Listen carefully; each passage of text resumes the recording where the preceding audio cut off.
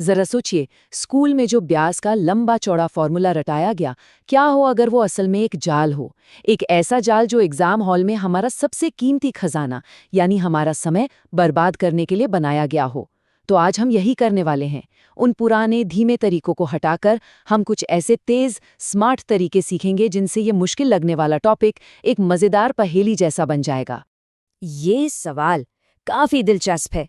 अक्सर ऐसा ही होता है, हमें लगता है कि जो सिखाया गया है बस वही एक तरीका है। लेकिन कम्पिटिटिव एग्जाम्स की दुनिया में, जहां हर सेकंड की गिनती होती है, क्या वो लंबा रास्ता हमें मंजिल तक पहुंचाएगा या बीच रास्ते में ही थका देगा? तो चलिए उस पुरानी सोच को चुनौती देते हैं। तो चलिए इन दो तरीकों को आमने सामने रखते हैं। एक तरफ है वो पुराना कछुए वाला तरीका, जिसमें एक सवाल को हल करने में 5 मिनट लग जाते हैं, और दूसरी तरफ है एक नया रॉकेट जैसा तरीका जो दिमाग में सिर्फ 5 सेकंड में जवाब दे देता है। आज हम इसी पावर को अनलॉक करने वाले हैं। तो ठीक है, अपनी यात्रा के पहले पड़ाव पर चलते हैं। यहाँ हम साधारण ब्याज यानी सिंपल इंटरेस्ट की गुत्थियों को सुलझाएंगे, लेकिन फॉर्मूलों से नहीं, बल्कि कुछ ऐसे पावरफुल नियमों से जो इन सारी मुश्किलों को पूरी तरह से बाईपास कर देंगे। देखिए, ये नियम गणित से भी ज्यादा सोच बदलने के बारे में है। इसे कहते हैं 100% का नियम। बस एक बात याद रखनी है, जो भी शुरुआती पैसा है वो हमेशा हमेशा 100% होता है, और ब्याज वो तो बस रेट और टाइम को गुणा करने से मिल जाता है ना? एकदम सिंपल। अब जरा इस सवाल को देखिए। पहली नजर में थोड़ा मुश्किल लग सकता है ना? रेट भी 5.5% है, अमाउंट भी 7503 जैसा अजीब सा नंबर है।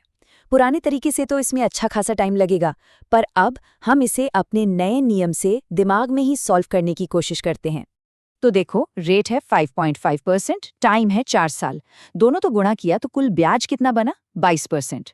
अच्छा, हमारा प्रिंसिपल तो हमेशा 100% होता है, तो टोटल अमाउंट कितना हो गया? 100 + 22 यानी 122%। अब बस इतना सोचना है कि अगर 122% की वैल्यू 7503 रुपए है, तो 100% की क्या होगी? सिंपल, और जवाब आ गया 6150 रुपए। देखा, कुछ ही सेकंड में बिना किसी फॉर्मूले के। यही तो इस दिमागी नक्शे का कमाल है। चलिए अब एक और आम जाल की तरफ बढ़ते हैं, जिसमें अक्सर लोग फंस जाते हैं। सवाल आता है कि पैसा 5 गुना हो गया, और दिमाग तुरंत सोचता है कि ब्याज 5 गुना है। लेकिन क्या ये सच है? यहीं पर टोटल अमाउंट और असल में कमाए गए ब्याज के बीच का फर्क समझना जरूरी है। इसका सीक्रेट है n-1 का नियम। समझिए, जब पैसा 5 गुना हुआ तो उन 5 हिस्सों में से एक हिस्सा तो वो था जो शुरू में लगाया गया था, है ना? वो तो अपनी ही रकम थी। तो असल कमाई यानी नेट इंटरेस्ट सिर्फ 4 हिस्से हुए। हमेशा उस शुरुआती एक हिस्से को घटाना याद रखना है। और अब हम अपनी इस खजाने की खोज में एक बहुत ही जरूरी चौराहे पर आ गए हैं। इस चौराहे का नाम है चक्रवृद्धि ब्याज यानी कंपाउंड इंटरेस्ट।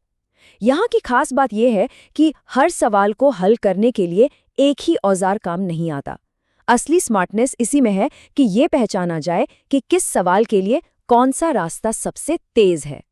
सिंपल और कंपाउंड इंटरेस्ट में फर्क समझना हो तो ऐसे समझिए। सिंपल इंटरेस्ट एक सीधी बराबर सीढ़ी जैसा है, हर कदम एक जैसा। लेकिन कंपाउंड इंटरेस्ट वो एक घुमावदार, तेजी से ऊपर जाती सीढ़ी है, या फिर एक पहाड़ से लुढ़कती बर्फ की गेंद की तरह है, जो हर चक्कर में बड़ी और तेज होती जाती है। क्यों? क्योंकि इसमें ब्याज के ऊपर भी ब्याज मिलता है। तो अब बारी है कंपाउंड इंटरेस्ट की तिजोरी का ताला खोलने की, और इसके लिए हमारे पास 3 मास्टर चाबियां हैं। ये इतने पावरफुल विजुअल मेथड हैं कि किसी भी कंपाउंड इंटरेस्ट के सवाल को चुटकियों में हल कर देंगे। तो पहली मास्टर चाबी, रेशियो मेथड। ये 16 जैसी डरावनी दिखने वाली दरों के लिए तो जादू है। बस रेट को फ्रैक्शन में बदलो, जैसे 16 बन गया 1/6। इसका सीधा मतलब है 6 रुपए 1 साल में 7 रुपए बन जाते हैं। और अगर 3 साल का हिसाब चाहिए तो बस दोनों का क्यूब कर दो। 6 का क्यूब 216, 7 का क्यूब 343। बस हो गया सवाल हल।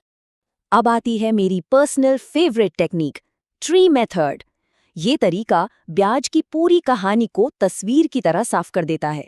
देखिए, सबसे ऊपर है प्रिंसिपल P, उससे 2 बराबर शाखाएं निकलती हैं A और A। ये है पहले और दूसरे साल का सिंपल इंटरेस्ट। और फिर ध्यान से देखिए, पहले वाले ए से एक छोटी सी शाखा और निकलती है बी। ये बी क्या है? ये है पहले साल के ब्याज पर मिला ब्याज। और इस ट्री मेथड का सबसे बड़ा आहा मोमेंट अब आता है। अगर सवाल में 2 साल के कंपाउंड और सिंपल इंटरेस्ट का डिफरेंस पूछा जाए तो कुछ भी अलग से कैलकुलेट करने की जरूरत ही नहीं है। वो जो छोटा सा बी ब्लॉक था ना, बस वही जवाब है, सीधा सीधा, और इससे बहुत टाइम बचता है। और 3 साल के सवालों के लिए हमारे पास एक सीक्रेट कोड है, 3A + 3B + 1C। इसे कहते हैं गोल्डन पिरामिड। और ये कोई ऐसी वैसी ट्रिक नहीं है, इसके पीछे मैथ्स के गहरे सिद्धांत हैं जो इसे भरोसेमंद और बहुत पावरफुल बनाते हैं। तो अभी तक तो हमने वो तरकीबें सीखी जो एग्जाम में काम आएंगी, लेकिन अब इस बातचीत को एग्जाम हॉल से बाहर असल जिंदगी में लेकर चलते हैं और देखते हैं कि ये कंपाउंडिंग का सिद्धांत हमारी रोजमर्रा की जिंदगी में कहाँ-कहाँ काम आता है। एक मशीन के गियर की तरह सोचिए। जब ब्याज सालाना जुड़ता है तो ये गियर साल में सिर्फ एक बार घूमता है, लेकिन अगर ब्याज हर 6 महीने में जुड़े तो गियर 2 बार घूमेगा, और हर महीने जुड़े तो 12 बार। जितने ज्यादा चक्कर उतनी ही तेजी से पैसा बढ़ेगा। और हाँ, यही सीक्रेट क्रेडिट कार्ड कंपनियां भी इस्तेमाल करते हैं। दुनिया भर के बड़े बड़े बैंकर्स और इन्वेस्टर्स दिमाग में हिसाब लगाने के लिए कुछ मेंटल शॉर्टकट्स यूज करते हैं, जैसे रूल ऑफ 72। ये बताता है कि पैसा कितने साल में डबल होगा, बस 72 को इंटरेस्ट रेट से डिवाइड कर दो। और रूल ऑफ 114 ये बताता है कि पैसा ट्रिपल कब होगा। ये फाइनेंशियल प्लानिंग के लिए कमाल के टूल्स हैं। और यहीं पर कंपाउंडिंग की हैरान करने वाली पावर दिखती है। सोचिए, अगर कोई पैसा 6 साल में डबल होता है तो उसे 8 गुना होने में 24 साल नहीं लगेंगे, बल्कि देखिए, 6 साल में 2 गुना हुआ, अगले 6 साल यानी 12 साल में 4 गुना, और उसके अगले 6 साल यानी सिर्फ 18 साल में ही 8 गुना हो जाएगा। ये सीधी लाइन में नहीं बढ़ता, ये छलांगे लगाकर बढ़ता है। और बस यहीं पर हमारा दिमाग धोखा खा जाता है। हम इंसान ज्यादातर सीधा सीधा सोचते हैं। हमें लगता है कि 2 गुना से 8 गुना करने के लिए 4 से गुना करना होगा, लेकिन कंपाउंडिंग वो एक्सपोनेंशियल तरीके से काम करती है। 8 असल में 2 की पावर 3 है, तो हमें टाइम को भी 3 से गुना करना होगा, 4 से नहीं। तो अब हम अपनी इस यात्रा के आखिर में आ गए हैं, और यहाँ हम बात को सिर्फ गणित से ऊपर उठाकर जिंदगी के एक बहुत गहरे सिद्धांत की तरफ ले जा रहे हैं।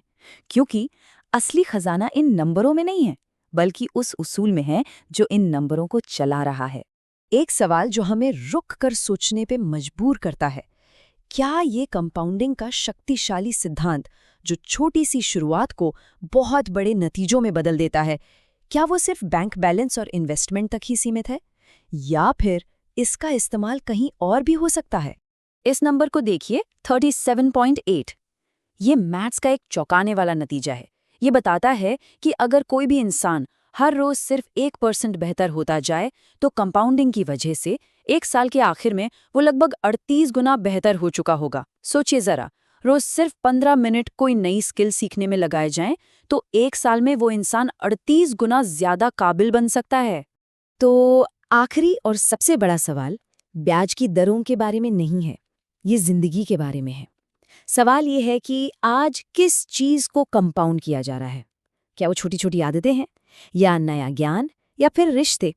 क्योंकि असली खजाना तो वही है जो वक्त के साथ एक्सपोनेंशियल तरीके से बढ़ता है।